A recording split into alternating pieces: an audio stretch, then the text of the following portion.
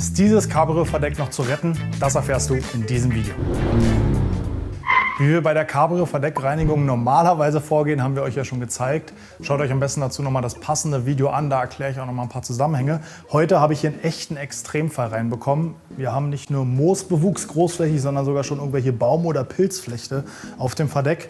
Man muss natürlich jetzt sagen und auch den Kunden informieren, wenn jemand mit so einem Verdeck kommt, dass wir eigentlich schon Schaden haben und gar nicht abzusehen ist, wie viel davon wirklich weggeht und vor allen Dingen, wie viel Farbe schon verloren gegangen ist. Wenn ein Verdeck so aussieht, kann man davon ausgehen, dass nicht wirklich gut gepflegt ist. Wir haben auch hier extreme Dreckverkrustungen unter der Scheibe. Also ein absoluter Extremfall und du solltest deinem Kunden auf jeden Fall sagen, dass du nicht weißt, wie viel davon rausgeht und wie das Verdeck nachher aussieht. Es wird mit Sicherheit besser aussehen. Was wirklich geht, wollen wir in diesem Video zeigen und selber auch sehen. Ich weiß nämlich selber nicht, wie das Ergebnis wird. Deswegen gehen wir jetzt mal die Schritte durch und gucken uns am Ende an, was tatsächlich alles rausging.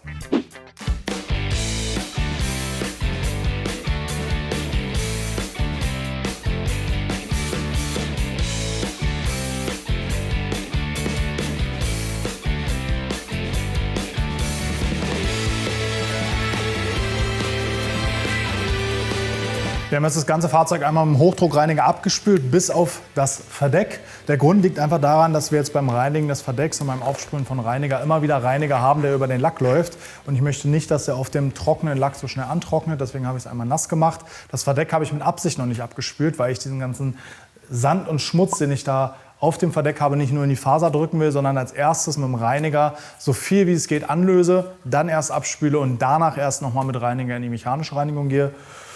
Ja, ich würde sagen, Mo, wenn du soweit bist, lass uns starten.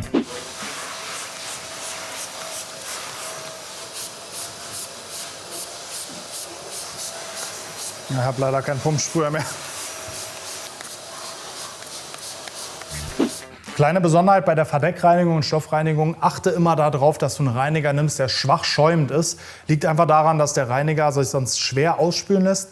Und die meisten Schäden an Cabrio-Verdecken entstehen dadurch, dass Reiniger im Verdeck drin bleibt, die Sonne drauf scheint, Wasser entweicht und dann der konzentrierte Reiniger nur noch wirkt und dadurch die Faser zerstört. Der Reiniger hier braucht jetzt erstmal gute 5 Minuten zum Wirken. Die Zeit geben wir ihm. In der Zeit suche ich trotzdem noch mal einen Pumpdrucksprüher. Weil, ja, das war gerade ganz schön müßig und ich gucke mal, ob ich einen finde und dann sehen wir uns gleich zum Abspülen wieder. Alle verwendeten Produkte in diesem Video findest du unten in der Videobeschreibung direkt im Link. Einfach draufklicken, angucken und Spaß haben.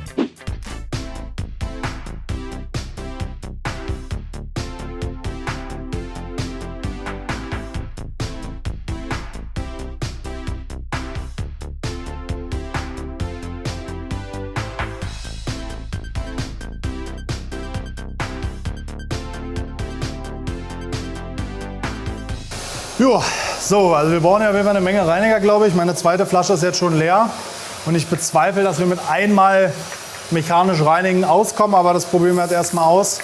Bei der Fläche nehmen wir eine Drill Brush, also eine Akkuschrauberbürste für die Fläche und für die Kanten eine kleine Lederreinigungsbürste, ganz wichtig.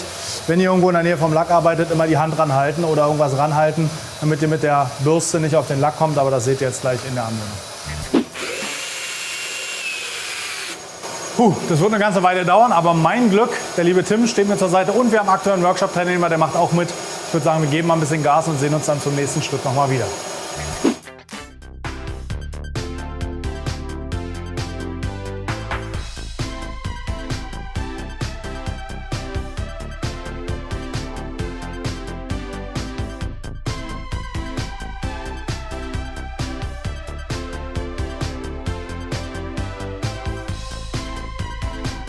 Achtet drauf, ob das hier Glas ist. Wenn es Glas ist, ist es natürlich nicht ganz so kratzempfindlich. Bei Acryl müsst ihr gucken, also bei diesen weichen Cabrio-Verdeckscheiben, müsst ihr gucken, ob ihr es vielleicht vorher abklebt oder halt wirklich wieder mit der Hand hier lang geht.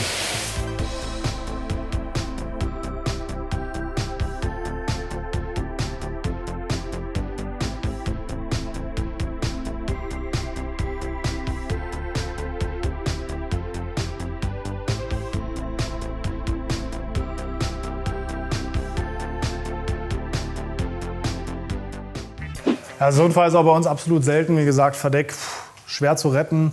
Wir haben schon eine Menge rausbekommen, auch wenn wir hier gucken, hier steckt überall noch Moos drin. Das müssen wir wirklich rausreißen. Ne? Deswegen brauchen wir eine harte Bürste, weil das geht halt mechanisch auch durch den Reiben mit dem Finger einfach nicht weg. Da brauchst du wirklich was die Wurzel rausreißt. Deswegen Schaden ist definitiv vorhanden. Ich bin echt gespannt, wie es am Ende aussieht. Zwischendurch auch mal den Lack wieder abspülen, weil natürlich der Reiniger auch runterläuft. Und wenn er trocken wird, dass er auch mal wieder runter ist und nicht auf dem Lack zu lange einwirkt. Und dann einfach wieder nass machen, damit wir die gleiche Ausgangslage hatten wie vorher. Das mache ich jetzt auch immer gleich dabei, dann sollte da nichts passieren. Guckt euch mal die Brühe an, die hier rauskommt. Das ist nicht mehr schön. Nee, dritte Mal Reiniger einsprühen, zweite mechanische Runde. Jetzt gehen wir nur mit den Handbürsten ran, weil wir halt gemerkt haben, dass wir durch diese gerade Bewegung besser das Moos erwischen als durch die runde Bewegung. Ist natürlich auch ein bisschen schonender als immer diese Drillbrush. Und dann gucken wir mal, ob wir noch eine zweite, dritte, vierte, wie viele Runden wir heute noch brauchen.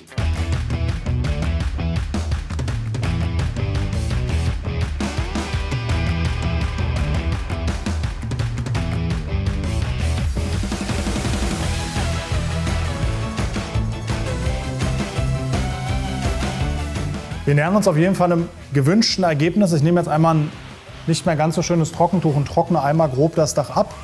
Einfach nur, damit ich ein bisschen besser sehe, wo wir hier noch Problemstellen haben und wir nicht im Blinden die ganze Zeit einfach nur wie die Irren mit der Bürste darüber reiten. Deswegen gehen wir einfach einmal mit dem Tuch drüber und dann sehen wir einfach viel besser, wo hier noch Problemstellen sind. Können nochmal Reiniger aufsprühen und die Reinigung nochmal wiederholen.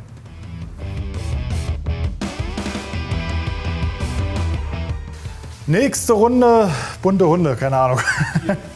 Wir sprühen jetzt nochmal Reiniger drauf und lassen ihn jetzt mal an der Maximalgrenze seiner Einwirkzeit stehen. Also generell, der Reiniger steht sogar 15 bis 30 Minuten, würde ich jetzt 30 Minuten nicht ausreizen. Wir lassen ihn jetzt mal 10, 15 Minuten stehen, spülen immer mal wieder gleich den Lack ab, dass der Reiniger jetzt nicht die ganze Zeit auf dem Lack wirkt, sondern nur im Verdeck.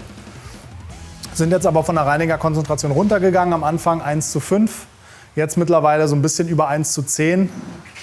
Ja, ich bin guter Dinge, dass wir doch eine ganze Menge rauskriegen, weil es ist echt schon viel raus. Ich würde sagen, 80% haben wir schon.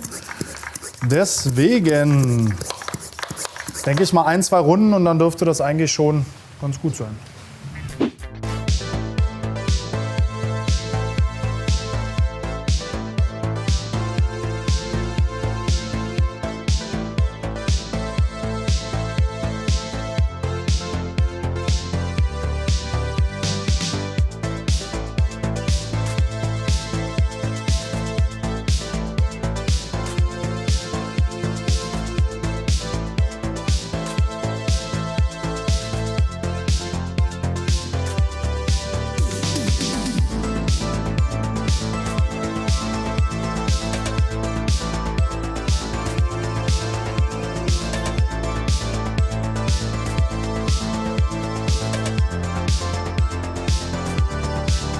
Wunderbar.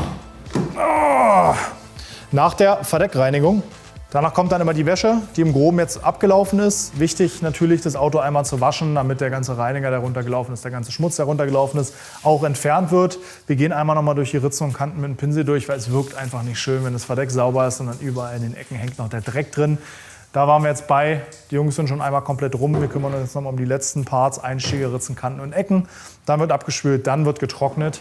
Und dann schauen wir uns mal an, wenn das Verdeck trocken ist, was tatsächlich jetzt daraus geworden ist. Ich bin gespannt und da sehen wir uns dann gleich wieder.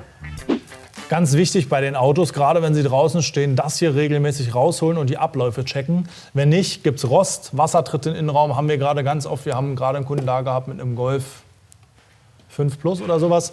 Dem ist durch verstopfte Abläufe Wasser in den Fußraum gegangen. Der komplette Wagen innen hat geschimmelt. Jetzt heißt es Sitze raus, Teppich raus. Also bitte immer darauf achten, Abläufe auch frei machen. Konstantin, bleibst du nicht verschont. Geht richtig in den Dreck.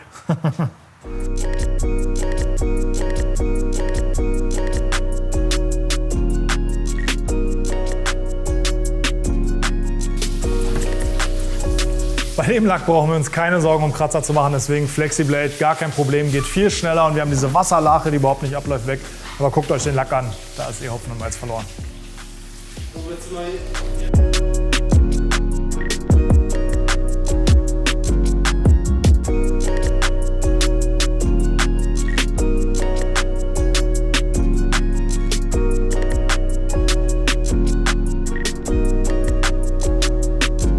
Also Aktuell sieht es wieder rot aus, finde ich ganz schön. Ich sehe auch keine großen Flecken. Ich bin gespannt, wie es trocken aussieht.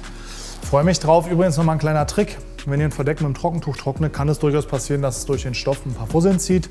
Kein Problem, trocknen lassen, dann einfach mit einem Fusselroller oder ein bisschen Klebeband entfernen. Oder so einer Gummibürste, womit man auch Hundehaare entfernt, das geht wunderbar.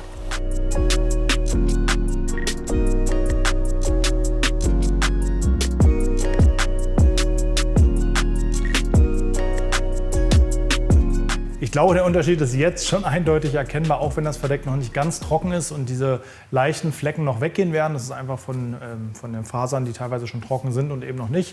Wir packen euch vom Ende vom trockenen Verdeck noch mal ein paar Finish-Bilder mit rein. Der ein oder andere Fleck bleibt vielleicht drauf. Damit müssen wir leben, haben wir ja angekündigt. Aber es ging auf jeden Fall schon mehr, als ich erwartet bzw. befürchtet habe. Ich glaube, der Kunde kann wirklich zufrieden sein. Wir hatten mal einen Extremfall.